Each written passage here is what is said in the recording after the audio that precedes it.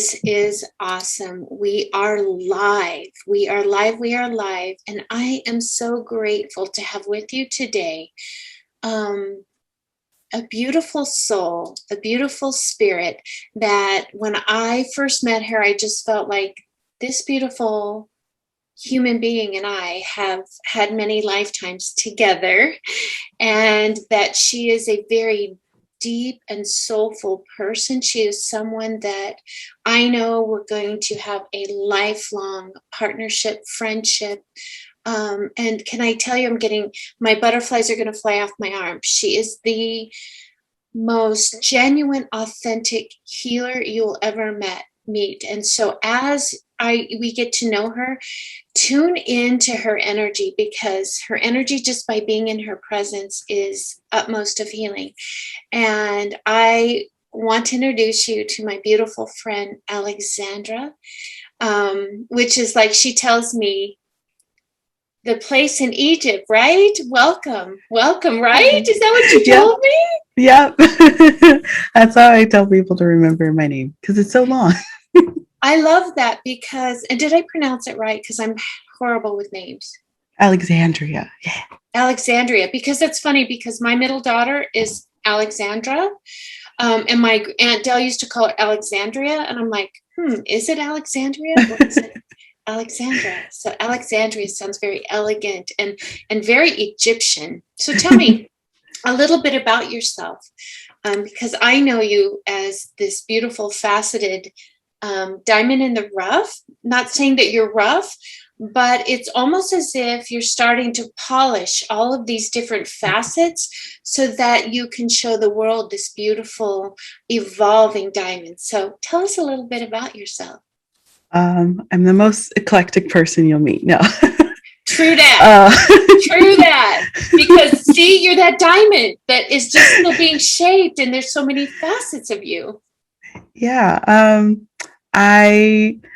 Where do I start? I live by herbs and tea. I want to make that my life. So I started my journey with some Soto Zen Buddhism when I moved to Japan, and I lived there for about 7 years. And I, was really into it and drawn to it because I'm an empath, and I've been feeling colors since I was a child. And then I went to Japan, and there were so many people. So I kind of was like, I can't take this. So I had to redirect my energy into something else. So I went into Buddhism. I got back to the States, and I was missing the fact that I could see colors and feel colors. I couldn't do it anymore.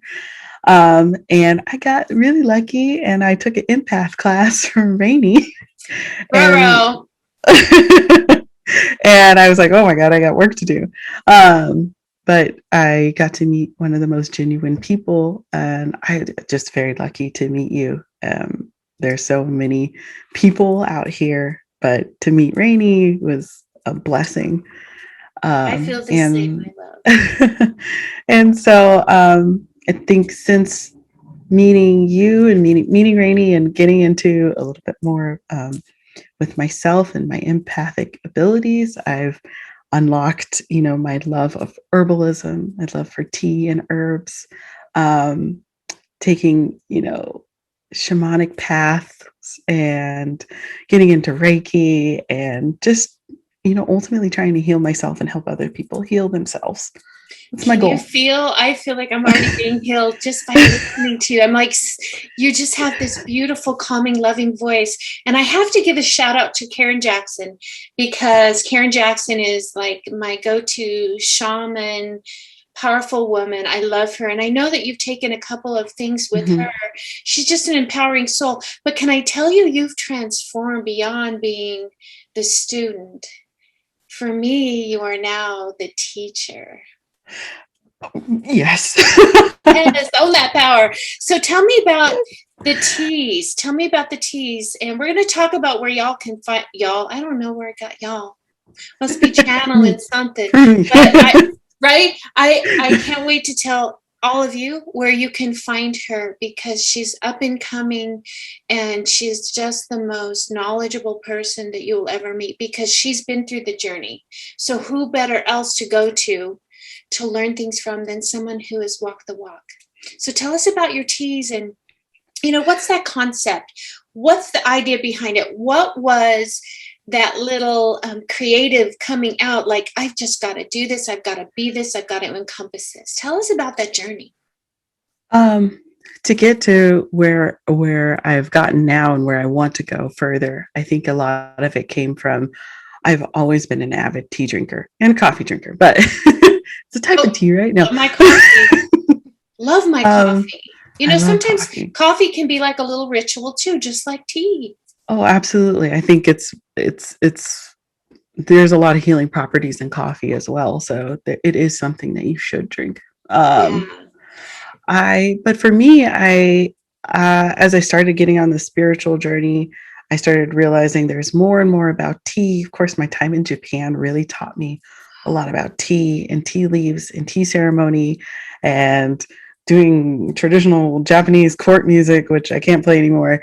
And and I loved it. I used to go out on my bike every Sunday to go get a new cup of tea or a new cup of coffee. That was my thing. That was which I now know is a ritual. And when I got back to the States, my parents, I take care of my parents, and they're on a lot of different, medications and have various health problems. And I was like, there's got to be a better way than watching all these commercials with all these side effects. And I thought, well, tea helps. That's what I drink all the time. I drink green tea all the time. And so it became a spiral. I went down the rabbit hole. It is like going down a rabbit hole. Yeah. And I just started getting into teas and herbalism. And I consider myself, still learning more about herbalism. I guess it's hard to say I'm, in that teacher place, but I don't believe a teacher ever stops learning. So I'm always calling myself a student. I'm always learning. So I just went to town. I was like, I got to do this. I don't want to work for anyone anymore. I want to work for myself. I need to create something that helps people. And so I thought, okay, I love tea, so this is the way to do it. And so you're manifesting that into reality. I love the fact that, did we do a tea ceremony at the end of our empathic class with you? We did not.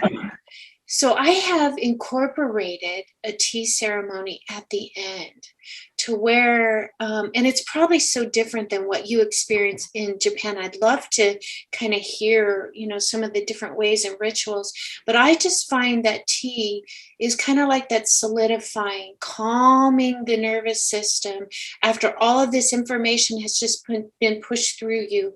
You're getting all these new energies in your body, that when you just take a moment to honor that tea and the rhythmic motion of just taking that sip of tea and just letting it, feel it all the way, warming your whole entire body from the inside out.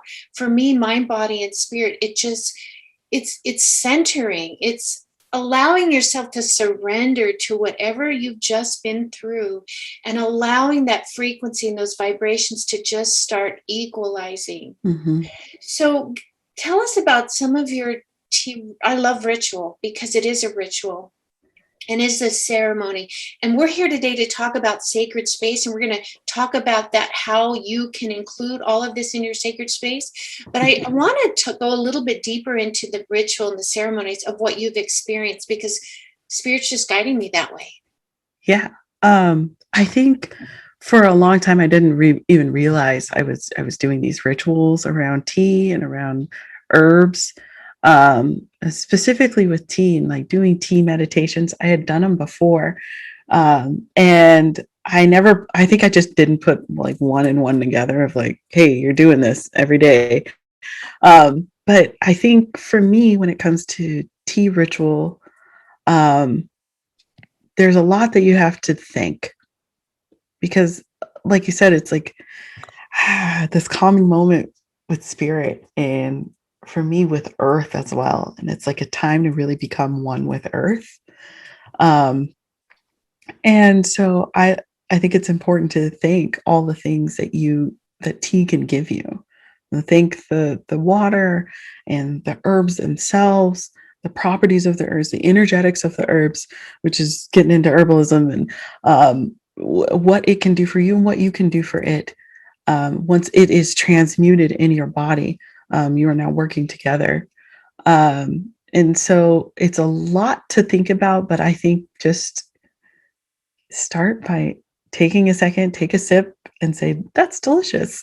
And I think that in itself is giving thanks to all the parts of it. I love the honoring that you do. I can't wait to see you post more and more about all of this. That's so cool. So today we're here to talk about the importance of a sacred space. For me, I have sacred space. This is my office. It's my sacred space. I love coming to people from my own sacred space. Sacred space can be anywhere. For me, a sacred space is a place of honoring, a place that feels safe, a space, and it doesn't have to be this elaborate, but a space where I can go, where I can just connect with my own energies, go up into my higher self, connect with my soul, and allow my soul to go up into that universal oneness. So what is a sacred space for you? It's a place of ritual. It's a place of, it's the end point and the beginning point, the alpha, the omega, however you want to say it. It's where I like to start my day, where I like to end my day, even if it's a passing by of going like, oh, hey, thanks for thanks for the energy today. Or if I'm in a rush, it's a place I can stand real quick and say, okay, this is my intention. I need to quickly ground myself, and then I need to go. Thank you. Or taking the time to sit there for an hour, 2 hours, meditating, taking your tea and sitting there. It's just the spiritual hub. Yeah. I love that spiritual hub. I'm gonna steal that. Please do. That is just so beautiful, because it is a hub. And what I love about my sacred space is it embodies me. Everything in here, not necessarily I chose, it's almost as if it chose me. Mm-hmm. And we're going to be sharing in this video our sacred little snippets of our sacred space. So stay tuned for that, because I want to give you guys inspiration to go out there and create your sacred space. So how do you utilize it? I would love to learn. I love how we all kind of do the same thing, but it's just so unique to us. Mm-hmm. How show me, tell me. I'm sitting on pins and needles. For me, like I said, because it's my spiritual hub, I really like to start my day there or end my day there. And so the first thing I usually do, to utilize this space is to connect with myself. Sometimes I wake up in the morning and I rush around and, even though I work at home, there's still like a very busy schedule and I have to keep it. But for me, I come to this spot. Like I have to pass it. It's right next to my door. So I can't like leave my room. Right. Without, I can't leave my room without it. So it's like, even if I'm on the run, I'm like, oh shit. Okay. Wait a minute. And so for me, I utilize it to, set my intentions, to ground myself. I also use it to meditate. It's one of my main place to meditate. Mine is actually on the floor. You'll see a picture of it later. So I do sit on the floor and meditate, or I bring a chair to sit in front if I don't want to. It's my place to just, I like I said, connect with myself, and my cats like to get in it. Well, see, I love animals in my space because animals just bring that pure of heart vibration. But you Yeah. said something very interesting. You sit on the ground, and there's a Yes. significance in that. Yes. Because my background was in Soto Zen Buddhism, I feel like it's very important to sit on the ground. And then maybe that's just my conditioning, or I just feel more connected that way. It's not always the most comfortable, but if you can get to a spot mentally, physically, you'll get used to it. Yeah. Yeah. I need to do that more. That's why I have a sacred space outside too. And I'm going to share that with you because I feel it's very important, especially with your shaman background Yeah. and being that herbalist that you are and these beautiful teas. A really good way to ground your energy so that you're fully present. You're in this moment, space and time, mind, body, and spirit, fully activating. Like you said, you start and stop your day. I start and stop my day in here too, Mhm. because being grounded to Mother Earth Mhm. with that root chakra energy sets you up for your entire day. For me, being Absolutely. grounded means that my energy is close to me. So when other things pop in and out, I can differentiate between what's my energy and what's not my energy. Like in our empathic class that we did, it's very important to be grounded in order to feel those outside, I call them disturbances because Yeah. they're not yours. I love the fact that you really utilize your sacred space in a way that connects you with Mother Earth. Yeah. And that's very important. And if you know a little bit, like my family is very empathic, like pretty much everyone is, and whether they acknowledge it or not. Right? DNA is a bitch. It's not just from spirit, but DNA has a lot to do with our human and spiritual existence. Yeah. And so it can be, and Rainey is really close with my sister as well. And it can be very like, oh, there's this energy and this energy. So it's kind of a nice little void point that I feel I can, access. It's also, like I said, near my door. So anyone who comes in my room kind of like gets this quick clearing of energy. Yes.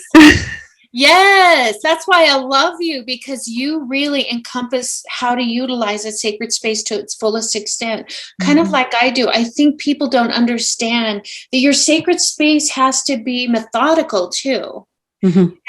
and how you utilize it. But moreover, where do you build one? I mean, it doesn't have to be a whole entire room like mine. This is my office, this is my work, this is what I do.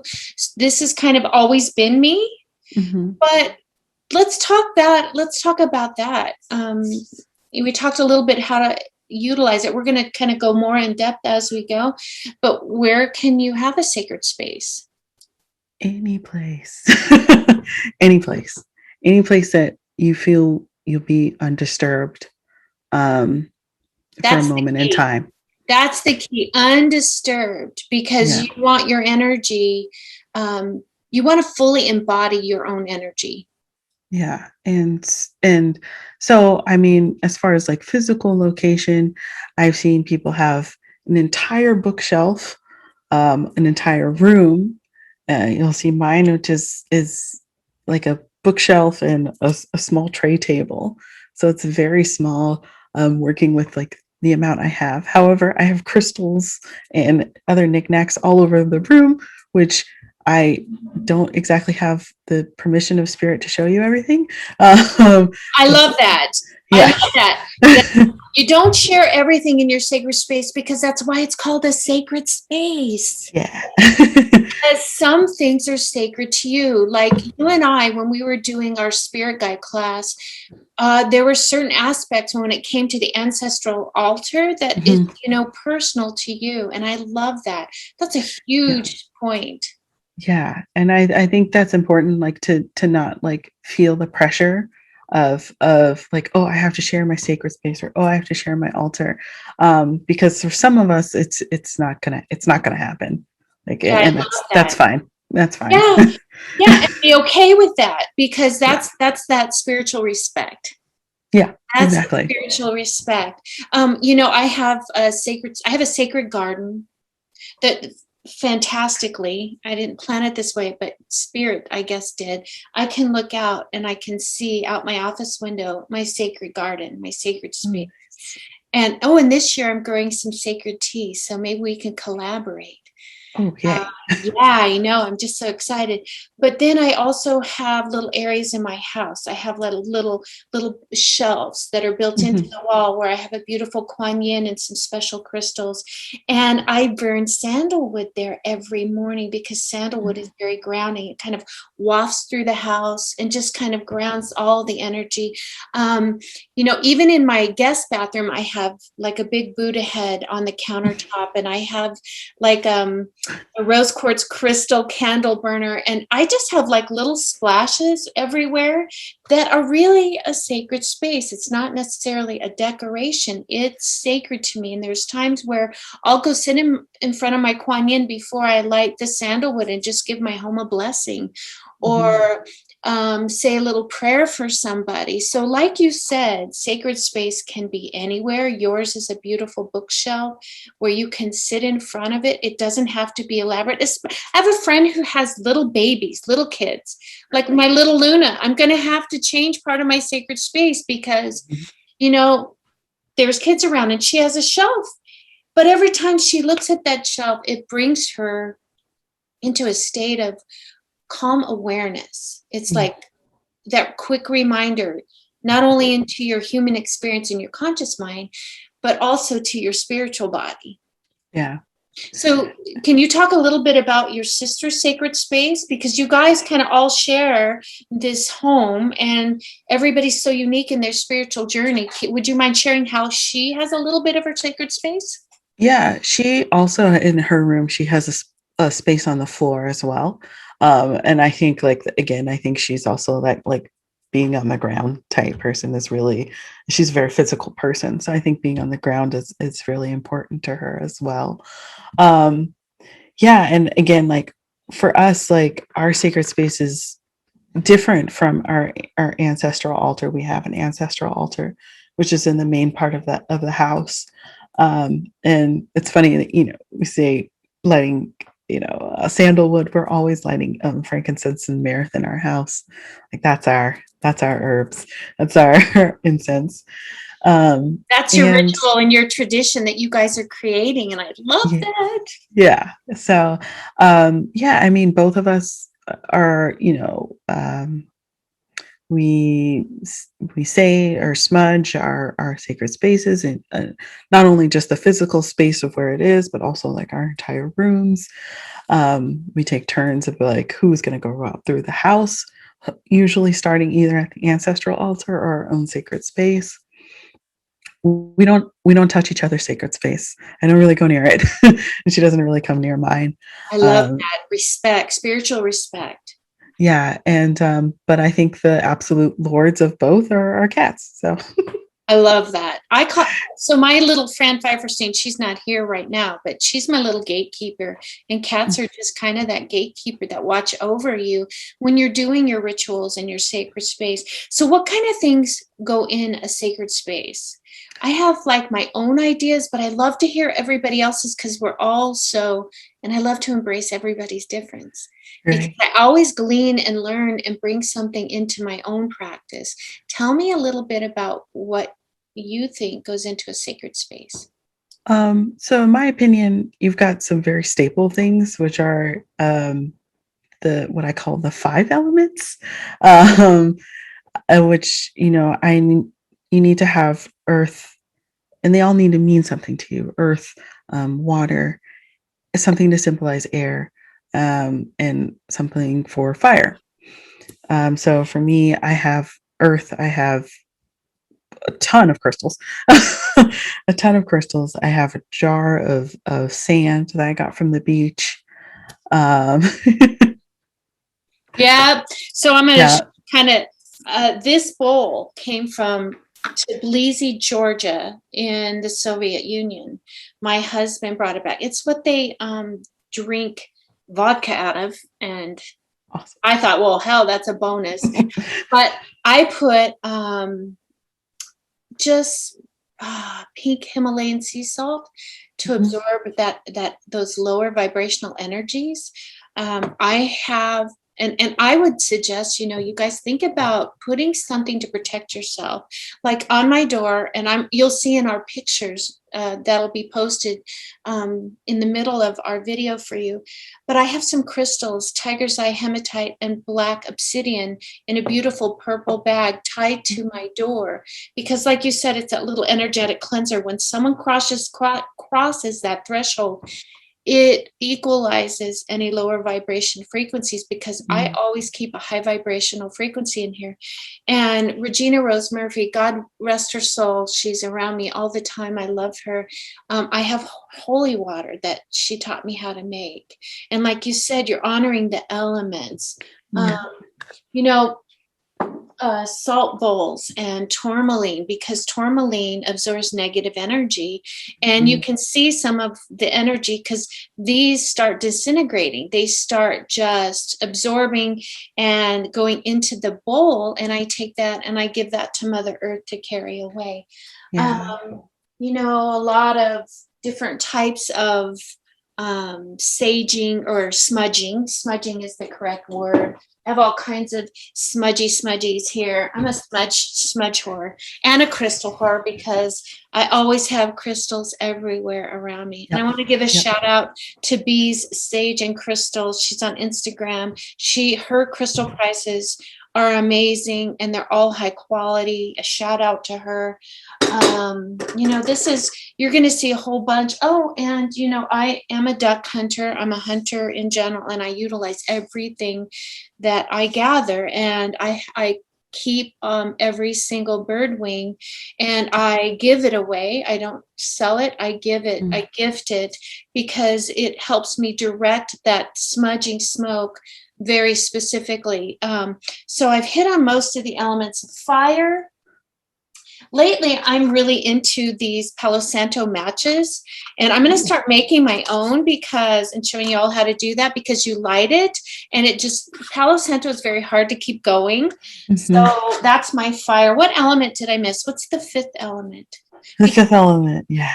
What is It's like that? the movie. It's like the movie. I love that, because the beautiful singer, the opera singer, who's this beautiful blue goddess who holds the elements in her stomach. My guide that has been with me since birth, that my grandmother Oz introduced me to, her name is Octavia, and she's always here. She looks just like that character, except without the tentacles. She's a lot more refined looking. But the fifth element, tell me what your fifth element is. So I, along with all of my different elements, like I have, instead of holy water, I have Florida water, which is like our, hoodoo, our hoodoo holy water, and root worker holy water, which I come from a line of. So Florida water, you know what? You can make your own too, but Florida water. Shout out to the Realms Within, because they're here in Las Vegas, Nevada, and they have a great supply of that stuff. So I'm just, as you're talking, if I haven't, I'm going to grab it, because I want people to know that there's just so many different ways of doing things. So the fifth element is heart. And so for me, that's like the personable things. So I have a birthday card that I got from my parents last year, and that was one of the first like personable things that I put in my sacred space. So I want to keep it there forever. I have a new guide, and he's not new. He's been trying to talk to me for a very, very long time. I'm still trying to learn how to talk to him. So I have a new guide. So I just bought a new idol to go with me. Yay. And it's Horus. This is important to me. And oops, excuse me, as Rainey knows, we've been talking a lot about how ancient Egypt, or Kemet, has been coming through spiritually for me. Yeah, it's been coming through for me a lot. And I'm very into spirituality. I'm very into African tradition religions and things like that. And so the more I learn, and the more I can put into my sacred space, I will do it. This is a strange one that I have in my sacred space. I actually have a piece of paper, and there's nothing on it. It's just ripped to high hell, because my cats love it. And I think it's important for them to have something in there that they feel, because for me, they're my heart. So if I can also bring them and invite them in as my gatekeepers, as guides. So I have like a toy that's under, it's actually under the sacred space, and a piece of paper that they like to rip to wake me up in the morning to feed them. Oh, And my dad was like, "Why don't you move it?" I was like, "It's theirs." And so I've at first I thought, "Oh, it's theirs," and now I've been, I really sat and I thought about it, and I was like, well, it's theirs because it's a place for them to go and feel safe, and that's me inviting them in, and even if it annoys me at 4 a.m, it's fine. yeah, but see, that's the beauty of you. That's why you guys, I told you you love her, because you just taught me that fifth element, heart. And I love the fact that you hold this space for other beings, Yeah, like your cats to come through. And I never thought about that, but you're absolutely right. And I guess this is my fifth element. I have pictures and cards, but my little Luna, who just came into my life, yes, grandmother, I'm going to show her the ways as well, but I keep her. I guess that's my fifth element. yeah. And then I have funny things like, I have a picture of my favorite Japanese singer there, just because, hey, why not? So it's just things that bring me joy. Um, that and in fact he's a singer, so I found his music to be helpful for me, um and so I keep a picture of him in there, and I want to add that there's so much more I want to add, and the time will come. Yes, ma'am, it will. And I love that you have like your favorite singer. And another shout out to Lisa Williams, a beautiful mentor. But you got to have fun with it. This is a new member of Spirit Academy, and he's a part of my sacred space, and he's that beautiful funny side. He's that fifth element in my heart. He's that funny side, like, let's not take things so serious, so fucking serious. Mm-hmm. So you can make it like you said, your favorite Japanese singer, and there's just so many things you can do. I would love for people to start incorporating live plants too Yeah. into their sacred space. Do you have live things, or like I always encourage people in my classes to go out in nature and fill your sacred space with things from nature. Like I have some leaves that there was a very important, poignant part and piece. James Wainless, who the Voyager Tarot author, sent me a beautiful leaf, and you're going to see that with a beautiful handwritten note on a leaf in my sacred space. I grabbed a beautiful twig with all of these little teeny tiny little offshoots, and I put crystal beads on them. Tell us about how you incorporate nature into your sacred space, because I feel that's an important part. And you're that shaman girl, you're that earth girl. So I have a couple of things. Like I have this little stick. I did pick it up. I don't know why. It's just been my little stick, and it's kind of, I like to spin it. I like to, maybe it points me in the way. I haven't figured out how it serves me yet. But it was something that was like, hey, pick me up. And so, That's yeah. cute, because when you lifted it up, it's that thing I always tell people, spirit always tells me what you're ready to hear for that fork in the road. Do I Mm-hmm. go left or do I go right? And to me, it's almost like a divination. It's not ready to tell you yet. Yeah, it's not ready to tell I me love yet. that. I'm having And so fun. it's been on standby for a minute. And then this is my power rock. I actually found him in my backyard. And Gorgeous. it's, yeah, when I was a kid, I wanted to be a geologist because I liked rocks so much. And so, I think one of the things you have to do is kind of get back to being your child self and enjoy, especially in times like now. So I went and picked up a rock, and I was like, I'm going to collect rocks again. I didn't know that was going to lead me into collecting a million crystals, but this is the rock I picked up. That's not a crystal. I love that. What else? Show me more. Show me more. So I used to have a flower, but the flower, because I have cats, um, did not turn out so well. And in fact, even my sister, she actually usually keeps roses from our backyard in her sacred space. I've been lackadaisical on keeping plant life in my sacred space just because it can be hard with the cats. But I do have my two plants that are outside, so I do like to take care of them. And my mom thinks I'm crazy because I talk to them. You're As not far as crazy. I always tell people like Sheldon Cooper, I'm not crazy. My mother had me tested. yeah, see, Because who else would be kind of crazy but a rainy day? And in Alexandria, it's true. city of Egypt. I even like keep bay leaves and I write little sayings on them. And then the new moon is coming up, but we're going to talk about that in a minute. But I'll let them kind of just sit in my sacred space, set some intention. This is the law of nurturing, and I put down the law of receiving and the law of giving. These are some three universal laws that I really want to bring more of into my human existence, so that my spiritual side of me can grow. And so I keep like little goofy things like this in my sacred space. I love that. Yeah, next to, not in the picture that you're going to see, but actually next to my bed, I have another little place where I keep a lot of crystals and other items, sacred items, and like my Palo Santo spray. Love the spray, because when I used to work for Caesar's corporate design and construction, I couldn't just whip out my sage spray or my Palo Santo. So I would always keep like a little bit in my pocket and just start spraying the space, because that's the next thing I want to talk to you about, is building rituals. Mm-hmm. Because that's the sacred space part of it, is that ritual. So every morning my guides wake me up and I come in here, and they came to me, thank you, COVID. The COVID brought us some really horrible things, but there are a lot of beautiful things have bloomed. And it's almost like my tapestry of my soul has been affected in a very beautiful way from COVID. And I honor those all who have been through a lot of tragedy.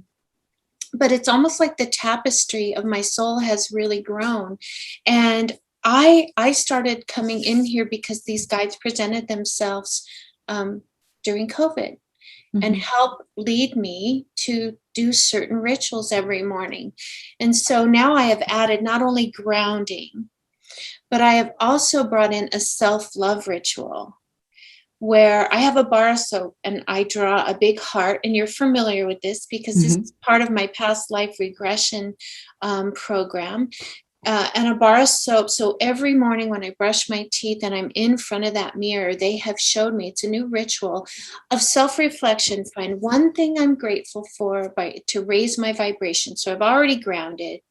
And then I look in that mirror and I one thing I'm grateful for. I'm grateful for my beautiful friendship with this beautiful soul.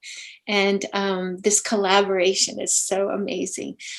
That raises my vibration. And then the most important thing that I've started is finding one thing I love about myself. And so I've done the growing out of the hair, because I've had short hair for like 25 years. Growing out my hair. And today I'm just grateful that I have hair. I'm serious, because it's something I think as women we take for granted. We always think, at the end of this month I'm going to be 60. I don't feel 60. But with age comes thinning hair. And I just looked at myself this morning and said, you know what? I don't care if it's perfect. I am so grateful to have a full head of hair. And I love that about me today, because you know what? I did the best I could, and I love my hair today. I don't know. So I find one thing I love about myself. So talk to me about rituals and building those rituals. That's kind of how I've kind of built a few new rituals. Yeah. I'm going to be really frank and really honest. I'm still figuring it out. And I think that's okay. Because for a moment I was like, I have to do it this way, and that didn't work. And then I have to do it this way, and that didn't work. So I'm still trying to figure out what is my ritual. And I have some very concrete things, and some very transient things that I do. And I've just with I have so much going on in this like very physical world that I'm trying to, make sure I give myself the ritual of myself, of celebrating myself and in the physical world as well as the spiritual world. So I every Friday, which was the day I was born on a Friday, I that's my time to sit down in my sacred space and go through meditation, go through Reiki, um, usually pull some oracle cards, maybe some tarot. And this is kind of this is what I do Friday to honor myself the day I was born. Um, Sundays tend to be my house rituals, which start there in my sacred space. I smudge my room. I tend to smudge the entire house once everyone's awake because I don't want to, I just want to make sure everyone's, in the right state.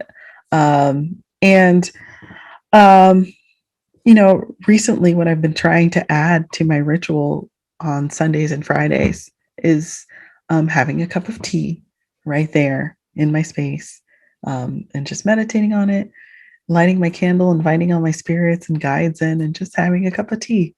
Um, yeah, so I'm still building what exactly is it that I do every day. Um, and aside from these like ritual heavy days of Friday and Saturday where I do a lot of my cleaning. Um, I like I said, I like to start my day either by setting my intention, grounding myself, doing your tenets, doing your 5 tenets, right there in my sacred space. Whether I do them right when I get up or I messed up and I've gone and I've done 5 trillion things and it's 2 in the afternoon. Okay, go do it. You got it. You got to do it. So I make sure that I am doing these 5 tenets out of my sacred space or outside. I love that you say that rituals is cyclical, it's flowing, it changes. I never did the importance of self-love. I find it fascinating that you're on that same journey. I wonder if this is part of COVID's effect on us and that vibration of self-love and self-care, that when you're I think so. okay, everything around you is okay. And so, rituals can be fluid. They don't have to be, and I don't have to always do it this way. Mm-hmm. And it doesn't have to be hours or an hour or 30 minutes. It can be a quick spray of sage, spray of Palo Santo. Let's go. Yep. Yeah. And some mornings it's like that. Right? So we have a new moon coming up, and it's the time to set those intentions.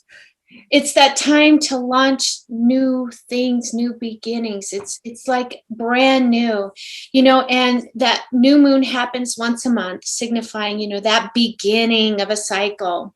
You can think of it as like a cosmic reset. And it's something similar to what you said, and most of us live our lives very disconnected, especially from the earth, and devoid of any kind of ritual that creates a space for us to connect.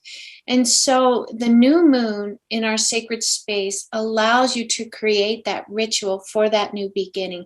It provides you with that opportunity to create that sacred space within ourselves. It's so essential. So for the new moon, do you have anything planned for your sacred space or a ritual or anything? Because I love your eclectic. You are so eclectic. I always learn something amazing from you every time we get together. For me, for this new moon, I actually this morning I pulled my cards for the new moon. I like to pull oracle cards. I get messages much easier from oracle than I do from tarot because I'm still learning the tarot. So I pulled some oracle cards out of my favorite deck, as you know, Kyle Gray. This is my favorite. Me too, but guess what? So nice.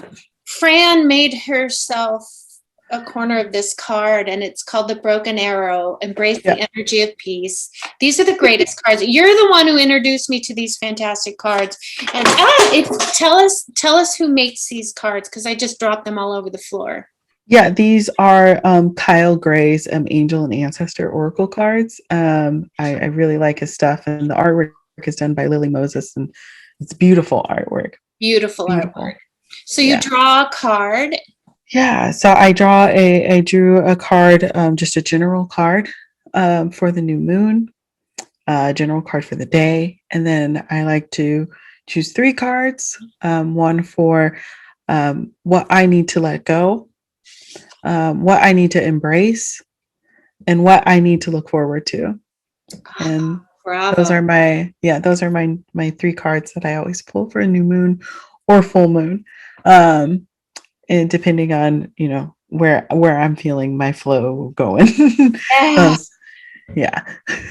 So for the new moon, I have decided to kind of change it up. For the new moon, I am starting to take a sunflower seed.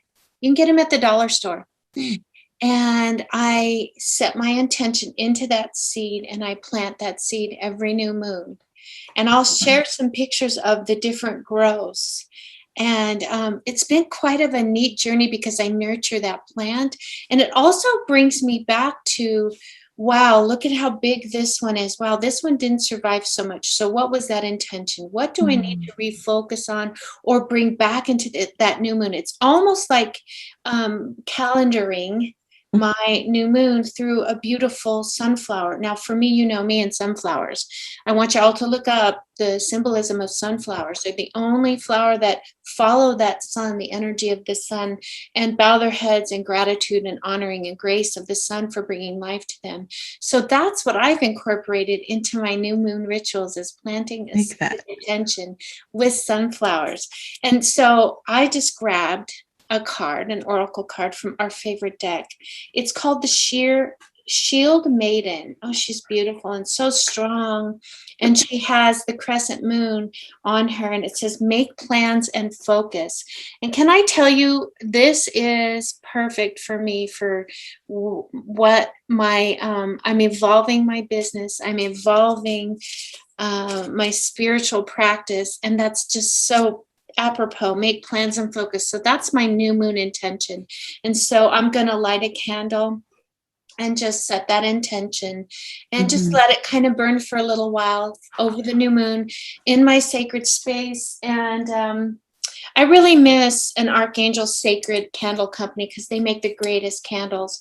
And this one is Palo Santo and cinnamon. So I'm going to put that card up against that, set that intention, and then in a little bit blow out that candle, knowing that the universe, those universal energies, is going to clear the path for me, make the path clear, and bring in that intention. And I'm not going to be tied to how it comes to me.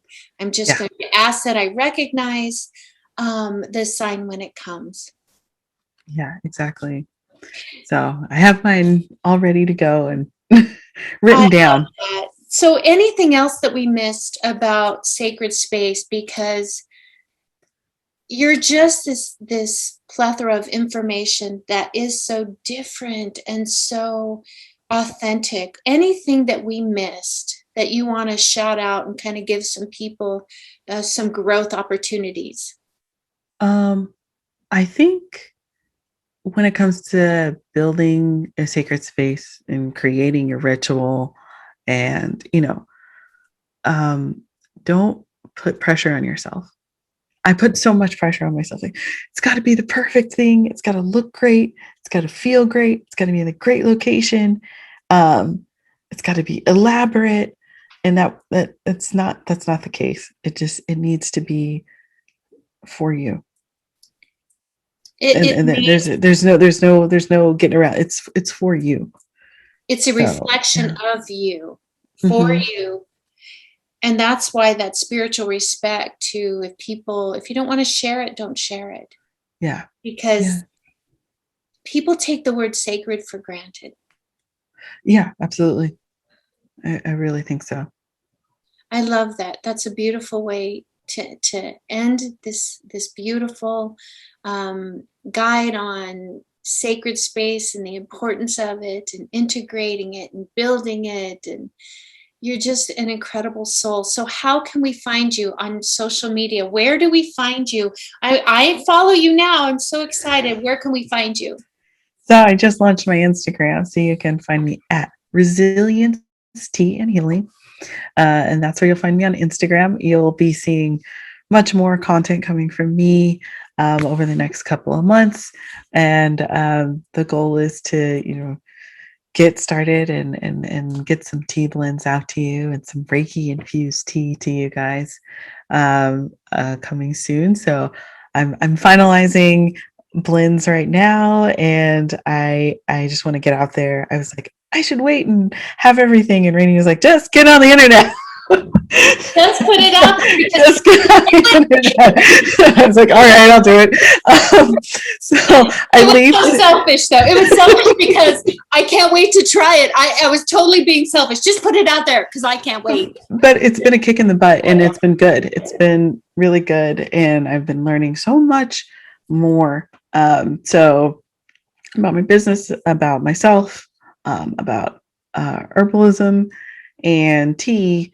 So, my goal is to bring content about tea, spirituality, and especially decolonizing concepts of tea, decolonizing concepts of spirituality, and how we can get back to, it doesn't matter where you're from, you can get back to your indigenous roots of healing, and learning from each other respectfully. Yes. Yes. And if I truly believe, like, if someone says, hey, don't use this herb, you should, by your indigenous, peoples, wherever you're from, whether they're from Scotland, whether they're Chickasaw, whether they're, Zulu people, whatever your indigenous people, you should have an equivalent herb that you can use. And it's important for you to use it, because it's important for you to connect with yourself, with your line, and with your spirit. So I'm all about decolonizing herbalism and decolonizing healing. And so that's what we're talking about. Is that going to be kind of like a line for you? Because I love that concept. I don't think anybody is doing that. You just sparked so much inspiration, and I can't wait to see. You know how everybody has like the astrology line, or if your chakra line, drink this tea for your root chakra, or if you're an Aries, you can drink this, and it works with your energy. Wow. Yeah. So, I mean, and I believe, like, you can, you'll see a lot of I work through chakras a lot, because I work through colors. I work through auras a lot. So I thought, I'm going to have tea that really addresses their chakras, and still bringing up this conversation of decolonizing, wellness and healing, and getting into, I use chakras because that's the word I use. Right, it's just a word. Yeah, it's just the word I use, but these centers are throughout cultures, history. They're found in Egypt. They're found in India. They're found in Japan. They're found in Nordic countries. Different types of centers, but these are the ones I use, and I hope that people will drink these teas and think about how it affects, their chakras in an indigenous type of way. And that and I always screw this up, that how we all are integrating as one, because we're all inclusive. We're all that universal oneness, that universal consciousness. And that's what I adore about this soul. And you guys, I cannot wait. You guys and girls, you people, because we are all, that's what you embody, that's what you embrace, and that's what I just adore and draws me to your energy, is your inclusivity and your honoring of everybody is different, but we're all really the same deep down inside. And I cannot wait to see that. No pressure. All the pressure. Right? So everybody follow her watch her. Great things are coming of her. And maybe you and I can collaborate on like a little monthly spiritual gift box that's affordable, that everybody can join in on and everybody can be a part of. And I look forward to seeing more coming from you. Where can we find you again one more time? Resilience, Tea, and Healing. And it'll be linked in my bio. I'm going to post it with this video. Can I tell you how honored and gracious? I'm going to cry. Oh. Honestly, from my heart, I feel that Spirit just brought us together to enrich each other, to lift each other up, and to grow. And I am honored. I'm going to cry. I'm so honored to have your energy and essence and spending the last hour with me. I am so forever grateful, my love. I love you from the deepest part of my core, and I honor you. Thank you. God bless you all. Thank you for watching, and we're going to see more from her. Thank you, guys, and thank you so much, Rainey.